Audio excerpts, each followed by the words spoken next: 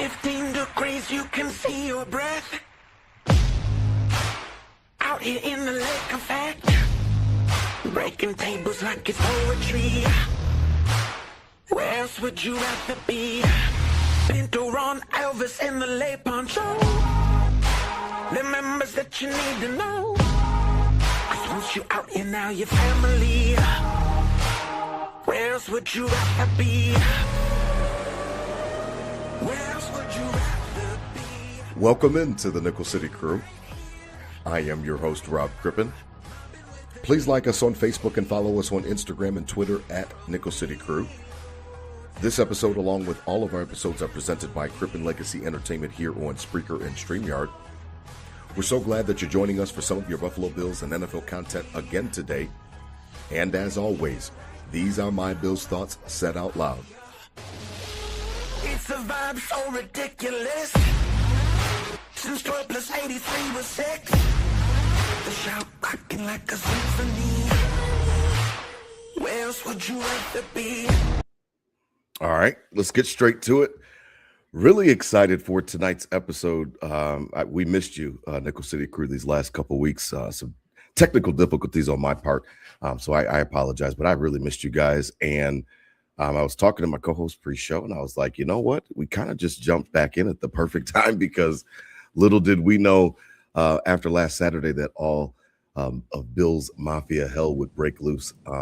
So let's just discuss it all. Let's go in chronological order and let's put a bow on this thing before we hire a new head coach. Joining me tonight, as always, my co-host, Riding Shotgun, Adam Dump Truck Rupsick. Check him out on Instagram and Twitter at Adam Rupsick, RUPCZYK. Holla at the crew, DT. Welcome back. Click clack, we back. Goodness gracious, man. Good to see you. Click back, we back. Nickel City, how we doing? Happy Friday. First postseason Friday for the Mafia and us here at Nickel City Crew. And wow, what a week we had. What a week we had. They say, when hell freezes over, and it seems like hell the past week, but it's also about 5 degrees out. So hell might have froze over here in Buffalo because it's serious with this temperature. But at the same time, a brutal couple days for the Mafia. And yeah, there's nothing left to it but to unpack. So this is truly going to be a therapy session, Rob. Put the money at the door, sit in the funny chair. We got a lot of shit to get through. We sure do, man. We sure do. But, it's funny because, every season when it ends, there's always that disappointment when you don't reach the ultimate goal. And obviously we didn't again this year. But there's a lot to talk about in respects to it from everything from last Saturday on. So let's just go at it in chronological order since we missed Nickel City Crew. We missed you guys these last couple of weeks. DT, Saturday, the season comes to an end in dramatic fashion, 33-10 in overtime. And I wanted to get your thoughts on it because I've got some very pointed thoughts about it. And I've been doing my sparring sessions on Twitter for sure since last Saturday. I wanted to get yours first because I don't want to put words in your mouth or anything like that. But what were your takeaways from that game? Because boy, that was a tough pill to swallow for a multitude of reasons. And I know that we'll get into them tonight. Well, I think the bullet point reactions from that game were heartbreaking, familiar. Yeah. 17 finally got his. Yeah. Okay. What do you mean by that? You mean like chickens coming home? And the fact of we haven't, in all these heartbreaking fashions, all these losses through the years, everything we've gone through, you really can't pin it down on 1-7. I think Saturday there was a lot of things, but when you are the face of a franchise and play like that, you take the blame, and he does take the blame. It's nobody's questioning that by any means, but this was his first one out of this cycle of heartbreaking defeats that we can point to him on. Yeah, I mean it's solely on him in respects to the offensive performance for sure, and I definitely echo that.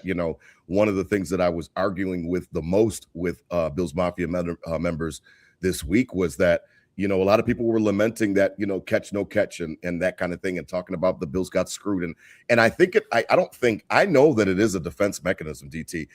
It helps you cope, it helps you make you feel better. I know that I was on the space with Sheed the day after the game. So this is before the news came down about the head coach. And I was explaining that like it's a coping mechanism. It makes you feel better to be able to point to something that was out of your control, so to speak. Well, the refs screwed us and the refs have it out for us and this and that.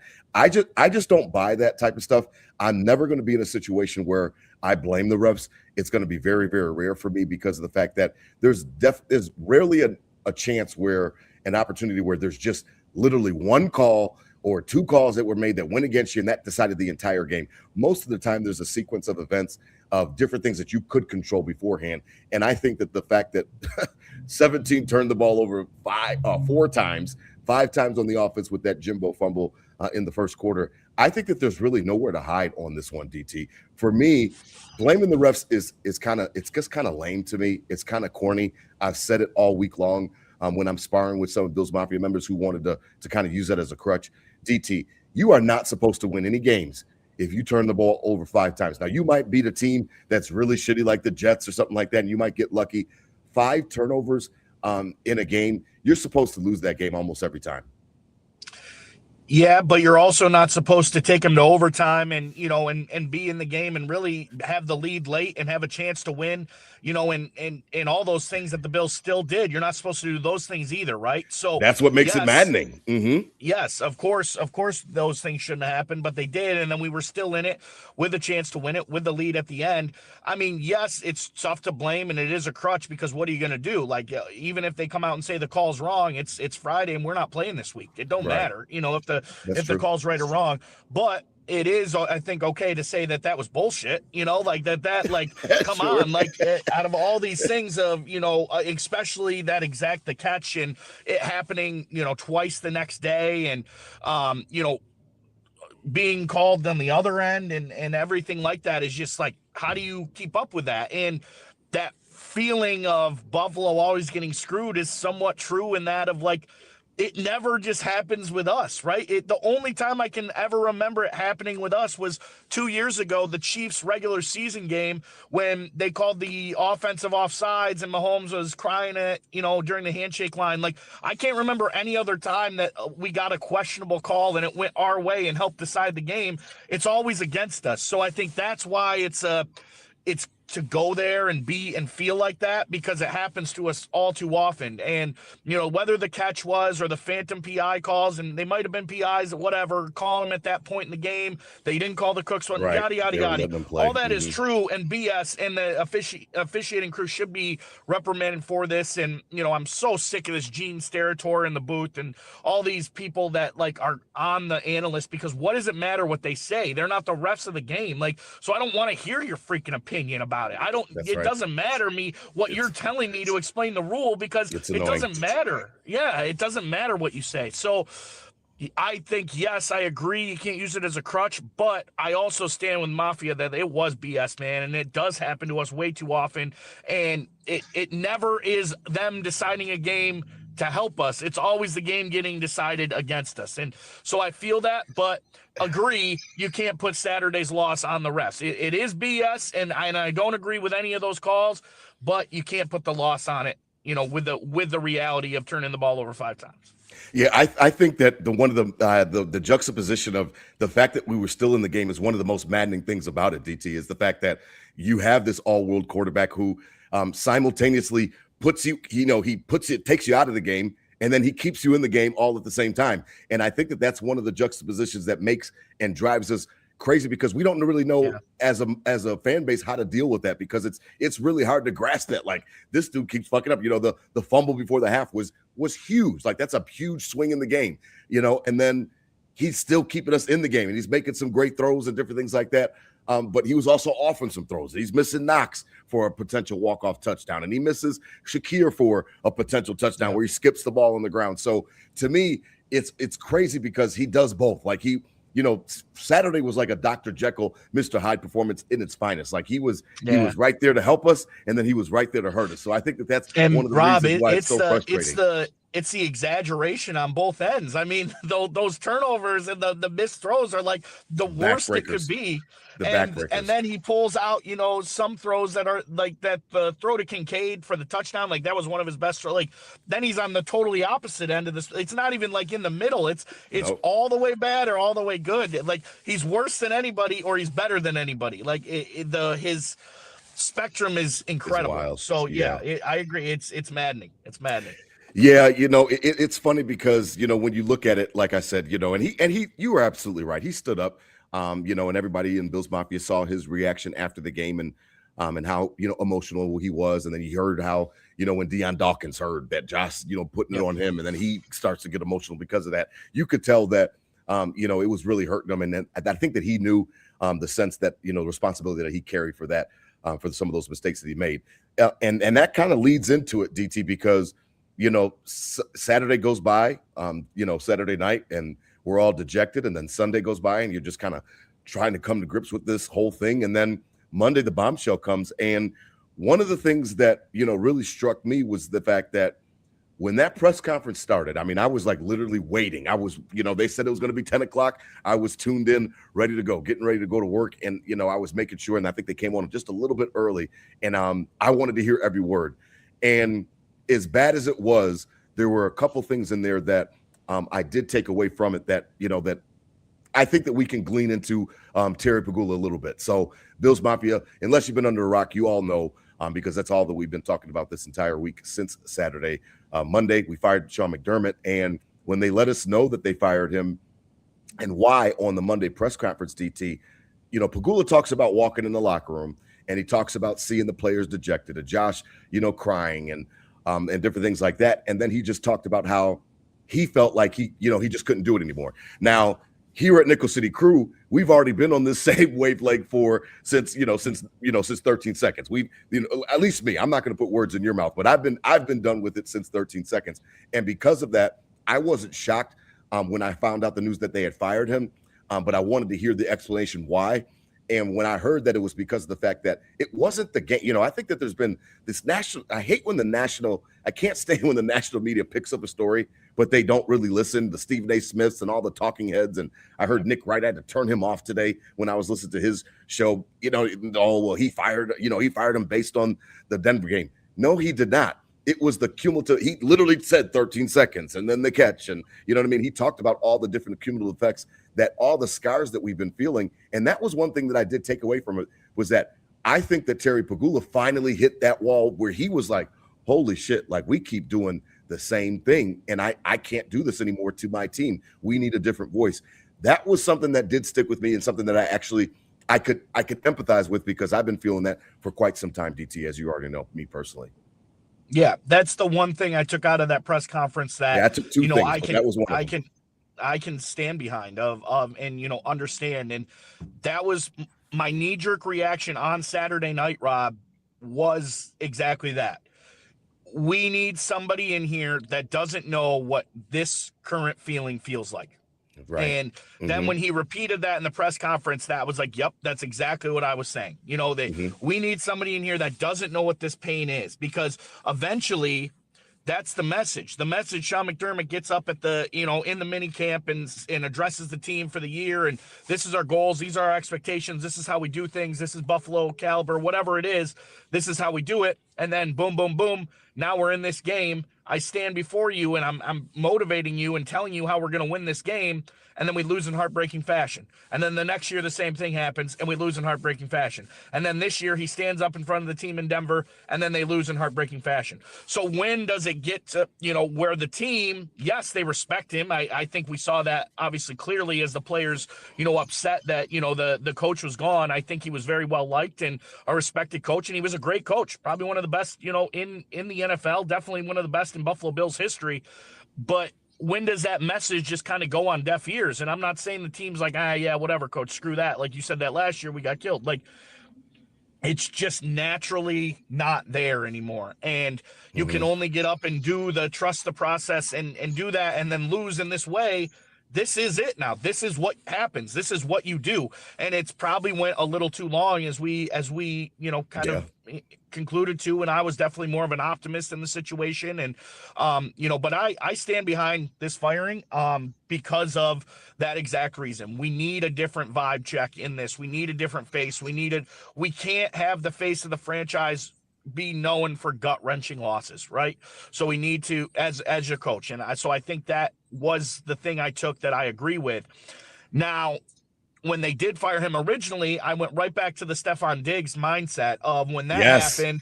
Okay, this shit just went down. It doesn't make a ton of sense, but they must have a plan then, right? They were thinking about this.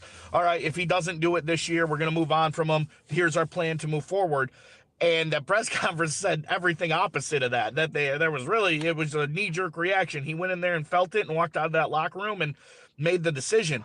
And so then I was do you buy that? Do you buy that? That's what he do you I think that this had to be planned a little bit. I think it was definitely planned a little bit for sure. I think so. Now the rumors are coming out about, the strife internally between him and Meade and whatever the case is with that and getting players and not and all that coming up. And, I get that too. I understand the strife of, the biggest pressure cooker, the most competitive industry, in the world. And you are continuously successful, but also continuously not getting there. And the pressure is building and building and building. Obviously, there's going to be a time where you hit a crossroads, and I think that was probably this year with the distancing between Beane and McDermott because of that. But absolutely. I think it definitely was planned. Obviously, if they're in the AFC Championship this week, he's not fired. If they lose the AFC Championship, I don't know. I can't firmly say it would be, but if this was kind of the deal, obviously it would. But I definitely echo that of we need nothing. It's really not, it's business. It's not personal. It's straight business of we need a new vibe check. And, it's not always a successful move, but, just specifically here in Buffalo, you fire Ken Dorsey for not his fault, 12 men on the field in Denver on that Monday night. And they rattle off the next 6 wins and get the 2 seed. You fire Kevin Adams, and we're one of the best teams in the NHL after that. And he didn't change anything on there. He didn't, move anything around in that. Right. But, it's just getting that cloud off, getting that cloud I'm hoping away. This is the same type of vibe, right? Losing Sean McDermott, we lose a lot. But is that dark cloud more important than what he brings as a head football coach, right? And I think that was the pros and cons that they had to deal with. And I sit here today and I stand behind the firing. I'm getting a little pissed off at Bill's Mafia. It's too much. Get you can get upset about the press conference and the dysfunction and all this and a team that we lived our whole lives in this bullshit, and then it got tight for 10 years and we got it organized. We don't have even if it is beef, it's internal. That's why the Dig stuff was so eye-opening, because that was the only drama we saw in 10 years. And now in the last 72 hours, it was all hell broke loose and it looks sloppy and you feel uneasy, and those scars from the drought start to pop back up. And you're like, damn, are we going to go down this road again? It's very true. But yeah, all these petitions about bringing them back and all this, shut the fuck up. Yeah, man, I'm sick of this now. So lame. So lame. Yeah, I'm sick of this. Lame. Y'all were on firing Sean McDermott depending on whatever mood it was after that Philly game that went to overtime in regular season. After anything else, you were all on to fire Sean McDermott. We've been on the show as critical as you can be of somebody. We have for 3-4 years. So he's not a bad coach. I think he brings a lot to this team. But he's not a martyr either. He's not a martyr. Yeah. Come on, let's get it together. And it had to happen, and it did happen. So now we need to move forward. And I do disagree with the message of Pagula and Beane on how they move forward. All they had to do was stand up there on that microphone and say, we made the decision. We know we have the best quarterback in the world. We're going to work to get him weapons. We're going to try to get better. This new coach is going to come in. It's going to be a new age. We're going to the Super Bowl. Boom. Love it. See ya. See you in the spring. See you in minicamp. But instead, they kind of threw up all over the place. And yeah. And before we get to some of the stuff, and we can quickly go over some of the stuff that we didn't like about it. It's in that same vein, DT. The second thing that I took from it that I liked about it was what I've talked about for years, and and you will back me up on this, was that it's okay to raise your expectations. And we talked about that to Bill's Mafia, Nickel City Crew on this show years ago. And when he made the comment and said, what is success? And he plainly said his success just going to the playoffs and being, in these kind of, situations where you're making the playoffs every year, 7 years in a row. He said, is that success? And people were talking about how he got cut off. I knew exactly where he was going with it. I didn't need him to finish it. And I loved it because of the fact that that's been my whole message for years, is that, you know what I mean? I wanted to know, does Terry, we had an whole episode like, is Terry okay with just being okay? That was the first time that I got confirmation from him, from up top, the guy that writes the check, that like, you know what, the okay is just not okay anymore. And like good enough is not good enough anymore. And that was the second thing that I took from it that I actually appreciated, because of the fact that I've been waiting to hear that. I've been waiting to be confirmed on that, because I dreaded the fact that I thought that my owner was just, complacent. We talked about turning the car around and what it was going to take. And it's going to take Josh Allen going to the front office and voicing his displeasure. What was it going to take for him to realize it? Now we know that it was going to take another gut-wrenching loss for him to finally get to that point. But I do think that it was something that was planned. Now, DT, so some of the stuff before we go to the head coaching stuff, we got to transition. We do have to pay. It's right due to it's just due to the fact that, I mean, it was that was debacle. And here's one of the things that I'm a little concerned about, is that I don't know if I trust Brandon Beane. Now we don't know all the inner workings and stuff like that, but that whole Keon Coleman shit was unnecessary. It was unprofessional. I thought that, Keon's catching strays, for nothing. He didn't do anything in respects to, he wasn't there to defend himself. I thought that was completely Bush League, and I didn't like the tone that it set, because what Pagula thought he was doing was trying to save his GM, but the GM he's adverse to talking to the media. He knows how to communicate to the media. And obviously you're not, Terry. Exactly. So shut the fuck up and let this guy do his job. But don't try to step in and cut him off and say, well, this wasn't his pick, and blame it. I don't want you to play the blame game. And I didn't like it. As soon as I heard that, I was on Twitter like, oh, here comes the blame game, because I thought that there's some dissension in the ranks. And I understand that. We talked about it a little bit, that McDermott was dropping like breadcrumbs, like, talking a little shit here. And do you think you have a Super Bowl caliber roster? Beane says yes. McDermott says, I love my guys. Well, you're not really answering the fucking question. Then, he's dropping stuff. As soon as we're getting ready for the matchup with Jacksonville, he wants to praise and sing the praises of, of Jacoby Myers. Right at the trade deadline, he's talking about, what do you want? He's like, that's not my thing. Like, that's Beane. You know what I mean? Like, I tell him what I need, but that's him. You could tell that McDermott was frustrated by the roster, and we are as well. Like, I'm not mad at him about that, because we were frustrated with the roster. The roster's not good enough. I didn't like that they were trying to kind of dry snitch on him and throw him under the bus. I didn't really appreciate that. I didn't need that from them on that press conference. Yeah, it was very tone deaf, right? Like it was a sensitive subject, and I stand behind the firing, but I also respect Sean McDermott a hell of a lot, and I don't think he doesn't deserve to get drugged by any means. This is, again, strictly business, like nothing else but business here, and they made it personal, right? Like, it was business, and they made it personal, and that's not the way to do things in this professional workforce, no matter what the business is, and I agree. I felt like they needed to prove that it was one side or the other. And so that also tells me that it was a little hot in there, right? It was a little hot in the room. Yes. They wouldn't have come out and tried to defend themselves so aggressively if everything was kind of cool with Sean, and they had some disagreements, and then they made this decision to move on. I don't think it was cool, right? Because they came out ready to go, ready to fight, for themselves on this. We weren't happy with Sean, and then we let him go, and now everyone's pissed, and now we're gonna tell you why it wasn't. We did pick the right guy to let go. So you felt they played some cards that the public shouldn't see, and that's sloppy. And this organization hasn't been sloppy in a long time. So seeing that is definitely concerning. Seeing that they don't have a grasp on the volume, like they were surprised that press conference was kind of hot. They were surprised. Yes. They felt like yes, they were just going to sit up there and that they didn't just lose for the 8th time in a row in heartbreaking fashion and then fire the coach that did all this for the last 8 years. And they just another season ending press conference. They came in there not prepared whatsoever. Yeah. And that, concerns me to the fact of they don't have the finger on the pulse. So they don't, when everyone is bitching, do they know we need a receiver then? Do they know, do they know these things? things. Like, and that's the concerning part where I come from. But yeah, definitely not okay to roll Sean like that. Didn't deserve it at all.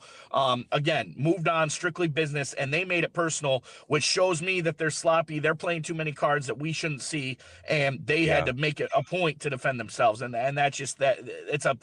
It's a making of showing me that's not stable, and I don't want to keep going in the future with the people that aren't stable, right? So it's concerning.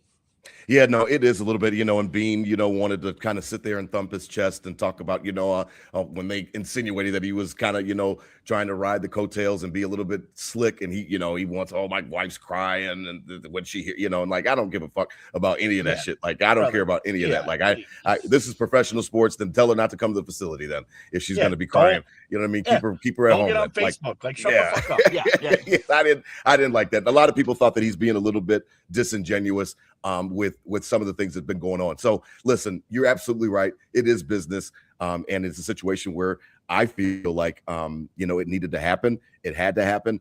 It was time. It was overdue in my book. So it is what it is. Now, as we transition tonight's episode, listen, all season long, we really appreciate Queen City Vintage. We really do. Our buddies over there, Nick and Kai, like they have been hooking us up with the giveaways every season. They're making sure that they're hooking us up and giving us some good swag to give out. And it was really cool this year, to be honest, just personally for me, to see those guys live and in person down here in Charlotte. You guys came to my city that I live in now. And I mean, Buffalo's always my home, but I live in Charlotte, and they showed the love. We had the great pop-up event, DT, that you were here a part of as well. So just shout out to Queen City Vintage. Check them out, Queen City Vintage. Listen, they've got a great storefront on Elmwood across from 40 Thieves. Check them out. They still got all the Buffalo Bills and Buffalo Sabres. Now the Sabres gear is in vogue again. They got the goat head stuff, all that shit that you need. They've got it for you. Please check them out because they're going to hook you up, and they really have hooked up Nickel City Crew all season long. So we really appreciate them.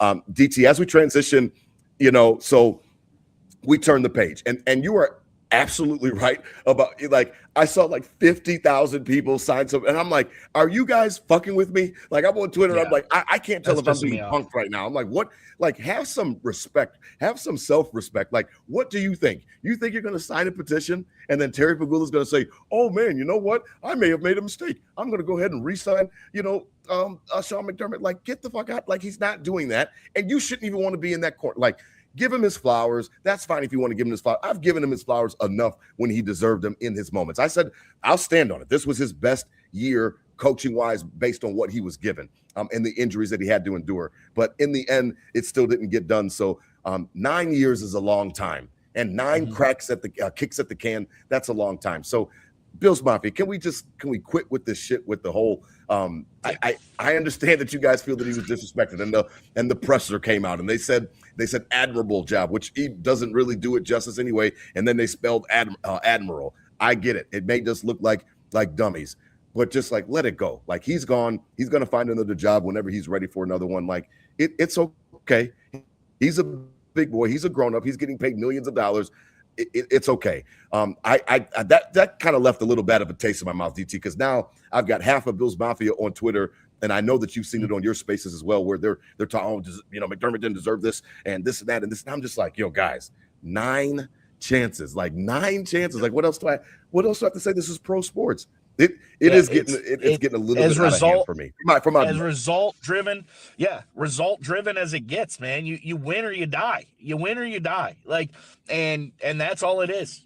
That's all it is. You win or you die. It was his time to die, and I agree. Like, and it's like if we didn't have 5 turnovers and it was just another like one of those playoff games where we just couldn't get off the field on third down, which we couldn't. By the way, on that last drive, 2 3rd and 10s converted. We preached discipline and everything, and we turned the ball over 5 times. We get dumbass penalties. Larry Ojinobi jumping off sides on a fumble recovery, like a bunch of shit that is uncharacteristic of what we were built and preached on. And we can't get off the field on third down, and on the final run in regulation when they scored the touchdown and in overtime, obviously. So if it wasn't 5 turnovers and we lost again, then everyone's like, oh, Sean McDermott needs to, like, it was so, each day was like different. If they won, we love Sean McDermott. If they lose, we need to fire him. There was no, so like, don't come at me like you're so sad for this dude because he got fired from a National Football League team that can't do it. Like it wasn't doing his job to completion, and we gave him this long to do it, and he didn't do it, so we fired him. Like that's it. And yeah, I agree. Bills Mafia, that side of Bills Mafia is pissing me off. If you're on Nickel City Crew and you're a part of that, I'm calling you out. That's bullshit. Quit with this. We got to start focusing on the future. As we do focus on the future and we start to transition, it's funny because when they talked about it today, made me chuckle because they said, well, are you looking for offense, defense, or whatever the case may be? And Bean says it's going to be an exhaustive approach, and they don't have any preferences. They don't have a candidate list or anything like that ahead of time. And then to get the news today about Phillip Rivers was just funny. So to run it down for Bills Mafia, if you don't know, I know sometimes people are just unplugged on the actual minutia of it, but we have interviewed a bunch of guys already. And Joe Brady was interviewed 2 days ago on Wednesday. The same thing for Brian Dable yesterday. Okay. Lou Anarumo, the Indianapolis Colts defensive coordinator, who was the longtime Cincinnati Bengals defensive coordinator, was interviewed yesterday as well. They've got scheduled interviews coming up for Mike McDaniel, which I actually like. I like him.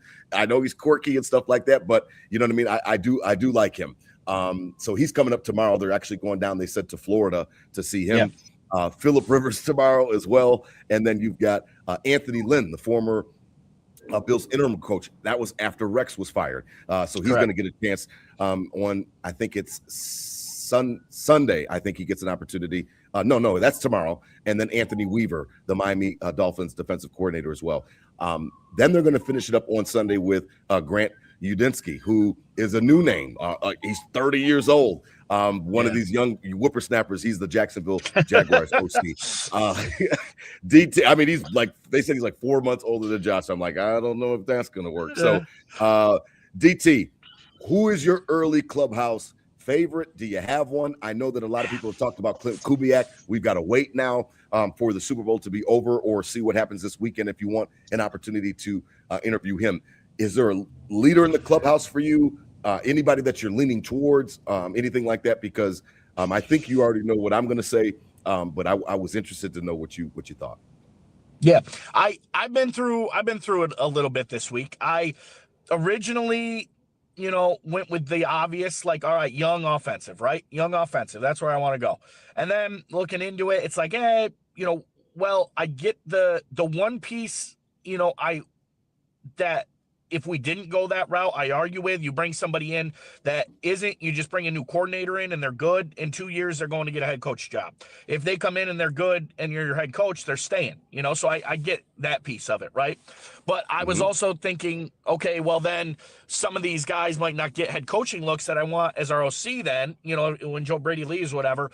If Dable's not getting any head coaching looks anywhere, right? So if he's not going to be a head coach, come in as our OC and then get one of these dudes that, like, I thought I needed somebody, like, because I'm not hurt from Sean McDermott, but he did have respect to the locker room, like the team, so you need like somebody that, like, has that type of like vibe to him. And that Brian Flores kept popping into my head from Minnesota, like come in, have command of the team, and then we can bring somebody fun like a Dable or McDaniel and his OC.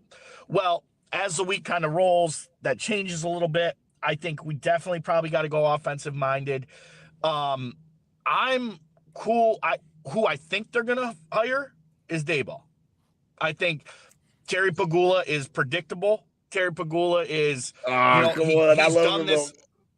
He's done this a 1,000 times, right? Like not 1,000 times, but he brings back Lindy Ruff. He brings Kevin Adams in because he knew him. We're bringing in, we're bringing Gabe Davis and Jordan Poyer, back. Like it's what one Buffalo does. Like Dable from Buffalo. That's where you're coming with it. So I think they are going to hire Dable. I could see it. I really don't put a lot into his stock, like not being successful in New York. He was coach of the year 1.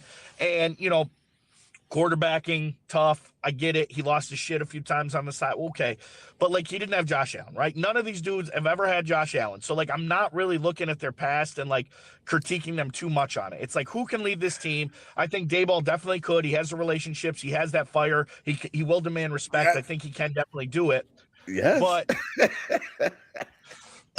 But you know, I also get like why he wasn't getting head coaching interviews, because what he did, it kind of showed he wasn't ready to be a head coach. But from an organization that with was his temper. burning, Okay.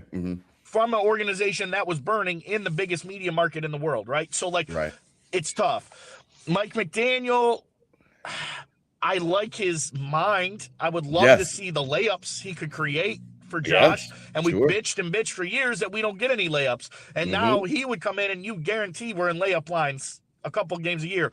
But can he overtake the entire team, right? And that was the problem in Miami. When things started not to go well, he wasn't a leader of men, it seemed like, right? So he also had Tua. And he also salvaged the season. Like it looked like he was on teetering before blowing up, and he got him to come back in. So, you know, whatever that's worth. So I'm cool with Mike McDaniel's mind. I could get down with. I think they're going to go Daboll. I also I like the keeping it familiar, the Davis Webb stuff. But I'm nervous. That makes me nervous. Just he's so Josh's raw, right? Bestie, right? Well, because he's Josh's bestie. I don't think Josh needs a buddy right now. I think he needs people like Sean Payton have expressed very high regards to him, and Sean Payton, I have a lot of respect for in this league. He's an asshole, but he's a great coach. Yeah, but he knows how to win and and develop quarterbacks, and and Davis Webb coming. Not that Josh Allen needs developing, but we got to get some stuff. We got to get some of these bad habits out of him, though, for sure. Yes, it's time. And so, somebody like Davis Webb, familiar. Bill's like going familiar. He's young. He could be the future. And the next Sean McVay-esque, right? Like the next type of just that young guy that makes it happen. Well, that's what they say about this boy Udinski, and then they also say that about Kubiak. Well, Kubiak's more of he calms everything down. But I would, if we're going that route, I'd rather have somebody like Davis Webb who is familiar, right? Like if we are going young and inexperienced, I want somebody who knows Josh, right? So I got down. I mean, I'm cool with Philip Rivers too. Fuck. Why? He knows ball. He knows ball more than anybody. Like he knows he played in the league for 20 years. Like he'll be fine. Ball. He knows how to stand in front and lead a team. No, that's for sure. I think that's very unlikely. I think most likely is Daboll. I'm cool with the McDaniel thing. If we all those out, I like Davis Webb. So that's where I stand. All right. Okay. I can respect your takes for sure. I can respect your takes. I think it's funny that we both have, kind of alluded to the fact we're talking around it. Do not Terry Pagula bring in a defensive coordinator. Do not do that. Okay. To this fan base. I heard you say something about Brian Flores. It would all depend, I think, on who the OC was. You would have to have a rock star. Well, that was strictly with. That was strictly with a McDaniel or a Daboll as the OC. Yes. Right. Yeah. And I know that I think that Dable's got some job opportunities as well. We know that Mike McDaniel already signed up to be the Chargers OC if he doesn't get a head coaching job. So I think it's going to be tough for one of the DCs to come in and bring one of those rock star OCs with him. Having said that, so we're both on the offensive side of the football, preferably. I mean, you come on, man. I'm easy to read. You already know. When was Josh Allen at his most lethal? He was at his most lethal 13 seconds with Brian Daboll. I think that Brian Daboll, if they get, Bean supplies the groceries the right way and gives him what he needs, I think he can recreate that offense. Obviously the league has changed a little bit, but we've got a great offensive line. We're still going to be able to run the ball. We just don't have to be as run heavy as Joe Brady was. We don't have to rely on it to be our bread and butter the way that Joe Brady did. I think that Brian Daboll brings that fire. I think that familiarity that you just talked about with Josh, somebody that's not afraid to hold him accountable. One of the things I'm worried about with the Davis Webb or maybe this Udinski guy, because he's so young, is that, are you going to be afraid to get in Josh's face? That doesn't necessarily mean yelling on the sideline. That can be in film room, holding him accountable, that kind of thing. The stuff that behind the scenes that we don't see.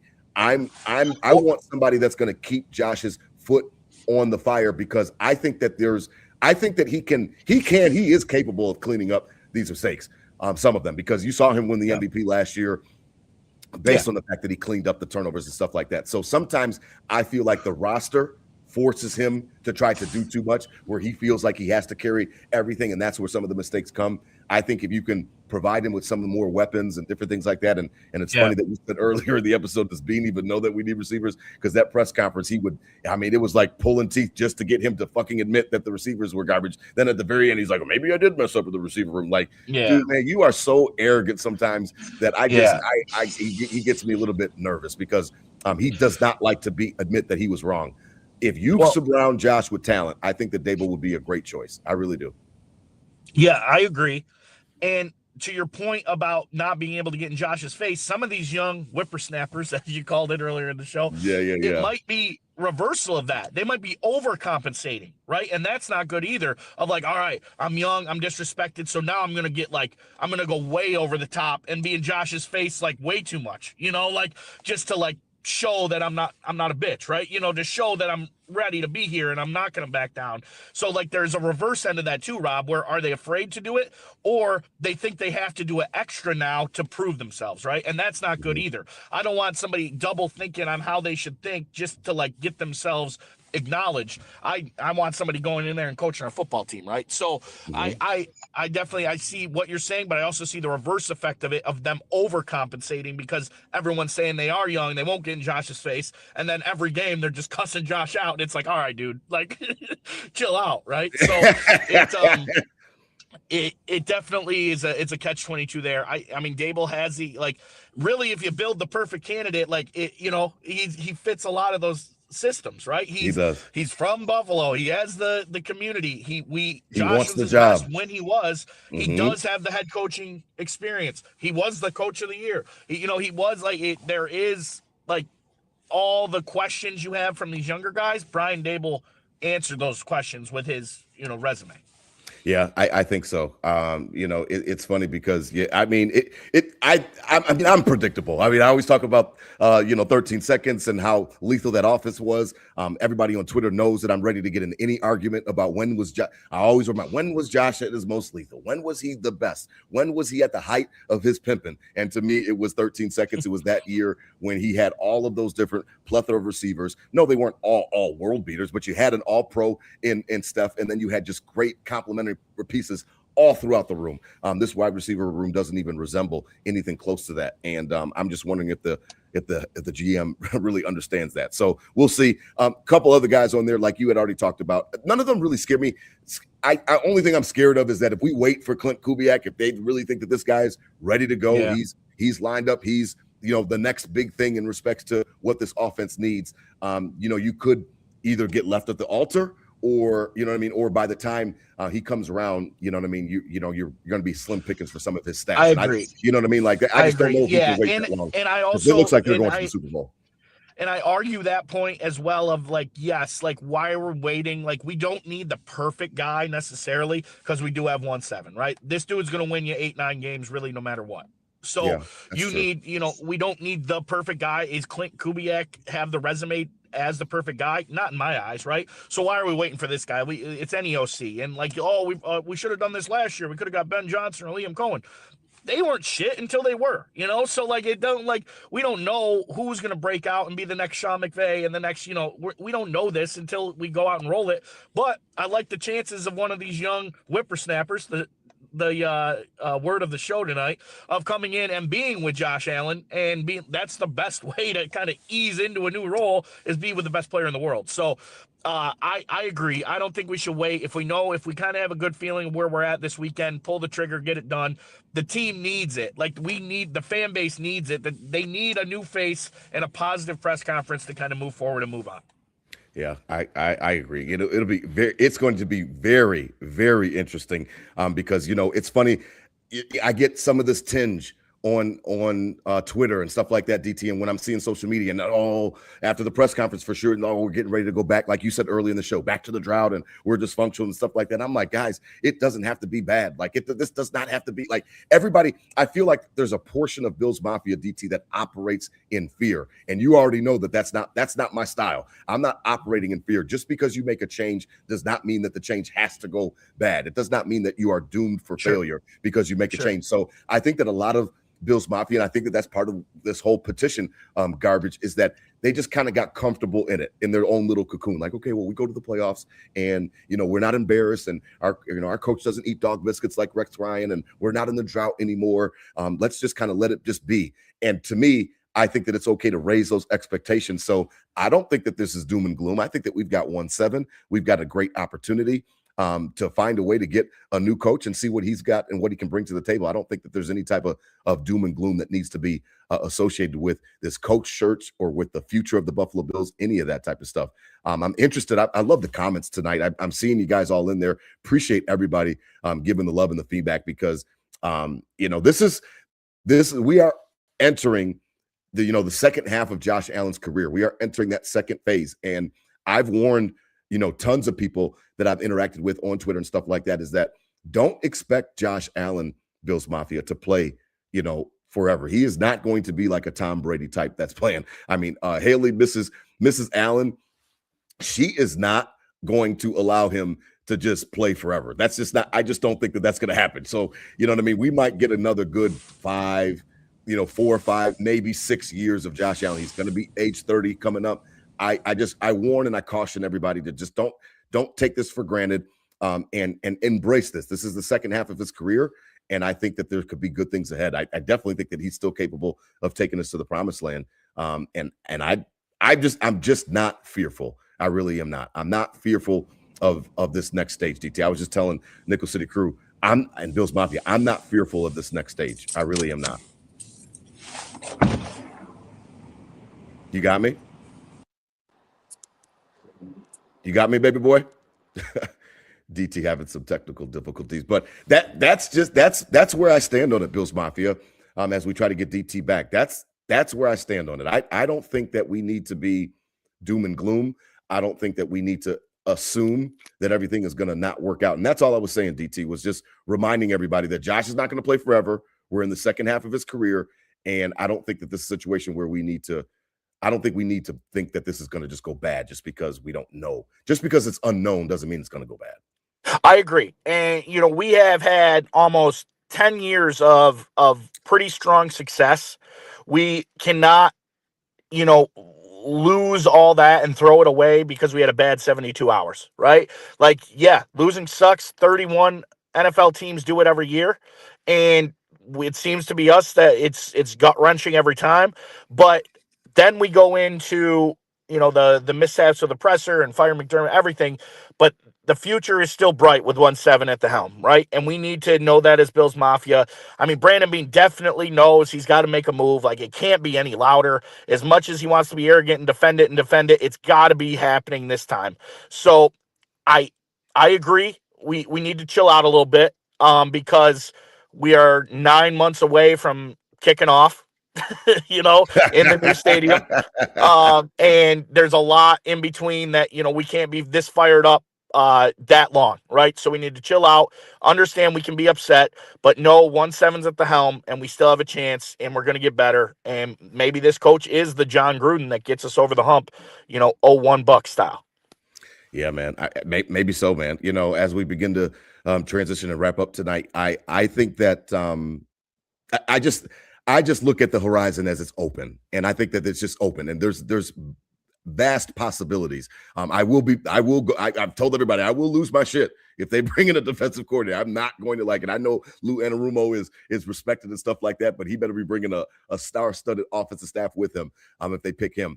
But if it's an offensive coach, it's almost DT any offensive coach, I'm going to be happy just because I it's agree. Kind of like that pendulum swinging, I agree. We got the defensive guy, he's all buttoned up. They'll bring in, it doesn't even matter if they bring in Dable. He's totally opposite of McDermott, and all these offensive guys are obviously going to be opposite the ball of McDermott. So I'm kind of just I'm down for whatever, man. I'm down for whatever. I'm ready. I'm ready. If you Josh Allen, like you said, if 3 to 5, whatever, however many more years he's got, and we keep Sean McDermott, we keep Sean McDermott, and this goes on, 4 more years.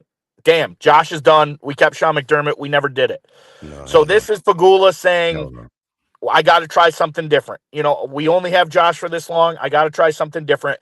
So to try something different, we need to commit to something different. We can't go back to the same old, not saying we'd hire Mike Tomlin, but that type of guy, defensive coordinator, same dude. We have to go opposite of everything. And I'm not saying get away from, the culture and all that stuff. That still has to be a staple, but maybe take a chance on a guy with some character issue. Maybe take a chance on, sorry, let me get this light back on. Maybe take a chance on a guy with some character issue. Maybe take a chance on something a little different. So that's where I stand. It really doesn't matter. Bring in somebody offensive. We did all this to change, because if we kept it the same. Yeah. You're breaking up a little bit. Like I just feel like, oh man, I feel like we're in a situation where if you operate in fear, it will cripple you. I got called dumb like 5 times the other night by some dude on Twitter, some old guy on Twitter, and I think he's a former football player or something like that. And he's calling me dumb because I was like, I'm ready for a new coach and this and that. And he's just like, what coach are you gonna get? And like he's like trying to argue with me. He's like, tell me what coach you're gonna get. And I'm like, homeboy, I don't have a name for you. Like the name that doesn't even matter to me. Like, because any name I give you, and you're going to come back at me and say that he's not right, or that's the wrong name. Like, listen, your point is that McDermott shouldn't have gone. I got it. I heard you. But like, I'll just stick to that. Any Bills Mafia member that signed that petition, any Bills Mafia member like that one dude on Twitter that I was arguing with the other night, listen, if you think that Sean McDermott needed to stay, you are entitled to your own opinion. I will respectfully tell you, and we are Bills Mafia brothers and sisters. I'm going to tell you that you're misguided. And that's from the bottom of my Bills heart. I love you like a brother. I love you like a Bills sister. You are misguided if you think that he just deserved to be Josh Allen's quarterback for the duration or of his career or until he wanted to retire. That is not how professional sports work. The 2 things I liked about that press conference as we wrap up tonight, and the one thing that I heard at the very end from Pegula, and that was all that saved it for me because it was a shit show, was that he said, what is success? And he realizes, at least now finally he gets it, if he didn't get it before, because he definitely wasn't acting on it, was that you just can't keep doing the same thing and then saying successful is not getting the goal. If the goal is to get the goal and you don't get the goal, well then, like DT said earlier, then it's like it's do or die. Like, did you do it or did you not do it? He didn't do it. He was great. He definitely changed the culture. He definitely made us respectable and brought us back to where we needed to be in respect to the eyes of our peers in the league. But it wasn't just we literally had an episode, DT, that was that job for life. Like we've been over this shit, DT. We really have. So I encourage Bills Mafia to just embrace this next step. Please get last word. Yeah, I agree. And, the fact of when he first started the conference with the playoff seeding numbers, right? I thought I was so confused, man. I knew that he was going with seeds. I thought he was going to say we never got the 1 seed. And that's what I said. That's what I thought. He was going to get, hey, we got this, and this. We never got the 1. We did this, and this. We never made it to the Super Bowl. No, instead he slurped on Brandon, which was garbage, man. I just don't. And that's like, they just make me nervous. And that's basically saying like the team could have won the Super Bowl, so the roster was good enough. No, get out of here. The coach just didn't get us there. And that's get out of here. Okay, who told you that, Brandon? But yes, who told you that, Brandon? Success. He knows the Super Bowl needs to happen, and continuing down the same road, he did probably a couple years more than he should have. And I'll give you some credit, Rob, and everyone that gave us hate a couple years ago when the whole Stephon Diggs stuff came out. He was saying the same shit. Like this was what it was about. I purposely didn't bring up his name tonight. We can't keep doing this. We can't keep running it back. And then he was, and that shipped him out of town. Now the whole organization is finally caught up and saying this. I told you this during the week, Rob. I think they're just on a 2-year delay. I think people, Stephon Diggs and people were after 13 seconds were like, McDermott needs to be gone. And then a couple years later, he does it. Kevin Adams should have been gone the day he walked in the Sabres team. 2 years later, 3 years later, he does it. So I think he's just delayed on the focus and the mindset of, the fan base and where things need to go. I think he's just on a 2-year delay. DT, you're a jerk, man, because we're getting ready to sign off, and you just did that. You know how hard I worked to not bring his name up tonight because everybody wants to you always want to talk about 13 seconds. You need to get over it. You always want to talk about Diggs. Like, no, I'm not always trying to talk about Diggs, but golly, you just took the words out of my mouth tonight. refuse to even say tonight. And that's why this is my Bill's brother from another mother. He just feels me. We always just vibing. I swear I thought this thing immediately when it happened and all tonight. I was like, I'm not going to bring up Steph. I'm not going to bring up 14. I'm not going to bring up 14. They got mad at him because he wanted better, not because of cryptic tweets, not because of this and that. He came back to minicamp. We did an episode, The Miseducation of Stephon Diggs. He came back to minicamp and wanted to sit down and talk to McDermott, wanted to sit down and talk to 17 or the OC and see, like, what are we getting ready to change? Because what did he say when he said, I feel like we are rolling a ball, a stone up the hill, and then it just keeps falling back down. He got sick of it, and we were all sick of it. And they ran him out of town and called him a diva and a malcontent and all this other stuff, and that he wanted to leave. And now the owner, not okay being okay anymore, and now the owner finally gets it. So thank you for saying that, because I purposely didn't bring up 14, but he's been saying this shit. I've been saying this shit since 13 seconds. Who's going to be most likely in a Super Bowl this year, just so everyone knows. So, Oh, God. Oh, I don't even want to talk about these games. What are your picks for the Super Bowl? We'll close up on that. With Nickel City Crew, before we close, we will be back. We are not going to leave. This was supposed to be the season 5 finale. Then Sean McDermott got fired. So DT and I will be back. We are going to hit you off. We've got a great guest coming up next week. Hopefully by next week, we've got our coach picked out. And I've got a great guest that's lined up that knows his shit. One of my Twitter buddies, and he'll help us break down whoever we decide to hire and what that particular man brings to the table for the Buffalo Bills. DT, are you even going to watch Sunday? I mean, I feel like as a football fan, I probably am going to hate watch it, but I don't know if I'm going to just sit there and watch every play on Sunday for the AFC game. I don't know. You I don't know. Thought we'll about see how the weekend goes.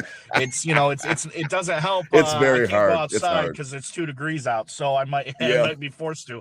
I already watched that Ben Affleck, Matt Damon movie on Netflix, so I don't know what I'm going to do. That was a great movie. Yeah.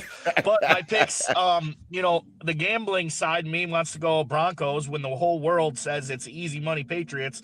That usually means they're going to be wrong, and the Broncos might give them a weird run for their money. On the other side of things, let's go with the Rams strictly because I look at these 4 teams left. Who's getting a Lombardi before Josh Allen? It's Sam Darnold. Hell no. It's Drake May. Hell no. Or it's a backup. Hell no. So Matt Stafford's the only worthy person to get a Lombardi because he already has one and he is good and I like the Bay and all that. So I'm going Rams and fuck the Patriots, Broncos.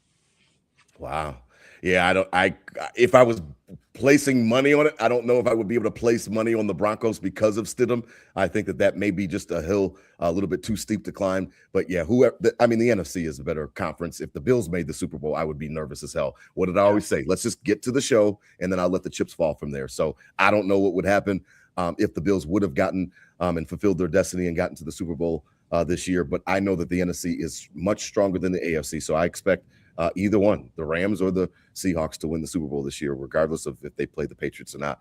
Obviously, if they play the Patriots, it just adds another layer that we've got a second-year quarterback, first-year head coach, not ever, but his first year on the job here in New England, and they've already surpassed something that we couldn't even do, and that shit stings. So if that doesn't make you mad, Bills Mafia, for the portion that wanted McDermott, then hopefully that'll sink in if that happens. If you're seeing the Patriots on your TV for Super Bowl Sunday, hopefully okay, maybe it was time. You know what I mean? Because nothing.